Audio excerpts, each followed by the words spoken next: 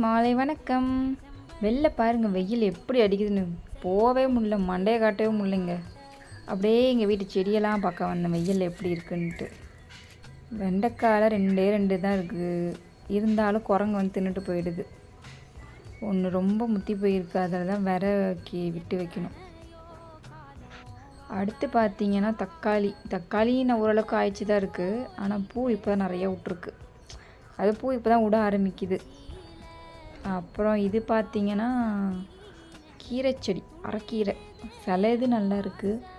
இதில் வந்து ரொம்ப முத்தி போய் விதைய வைக்க ஆரம்பிச்சிருச்சு. நம்ம கடையில் வாங்குறத விட இந்த மாதிரி வீட்டிலே விதைய வச்சு எடுத்தோன்னா நல்லாயிருக்கும். பாருங்கள் தக்காளி. அப்புறம் அப்படியே இங்கே வந்தீங்கன்னா நாங்கள் கொஞ்சம் வெங்காயம்லாம் வாங்குவோம்ல, அதில் வந்து சிலது முளைச்சி வந்திருக்கும். அந்த மாதிரி வந்ததை நட்டு வச்சோம். அது குரங்குக்கிட்டேருந்து தப்பிச்சு ஓரளவுக்கு பொழைச்சிருச்சு. பாருங்கள் பூ பூத்துருச்சு, செம்மையாக இருக்குல்ல பூ பார்க்குறதுக்கே சூப்பராக இருக்குது. அது மாதிரி டிஃப்ரெண்ட்டாக. இது என்கிட்ட எப்போ எடுக்கலான்னு யாருக்கா தெரிஞ்சால் சொல்லுங்களேன். வெங்காயத்தை பாருங்கள் அழகாக இருக்குல்ல. அப்புறம் இது எங்கள் வீட்டு பக்கத்து வீடுங்க.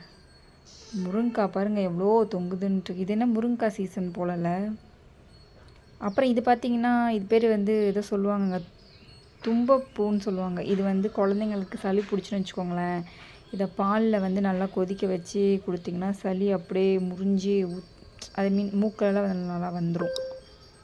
அப்புறம் கொஞ்சம் கீரைங்கள்லாம் போட்டிருக்கோம். சிலது பூச்சி வச்சிருச்சு, சிலது நல்லா இருக்குது. அப்புறம் இது வந்து ஓமவல்லி, எல்லாம் எங்கள் வீட்டு குழந்தைங்களுக்காக வச்சு உற்பத்தி பண்ணி வச்சுருக்கோம். இங்கே தூதுவளையும் வச்சேன், நல்லா வந்துருச்சு ஓரளவுக்கு.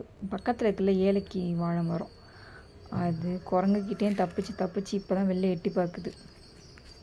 அவ்வளோதான், பாய்.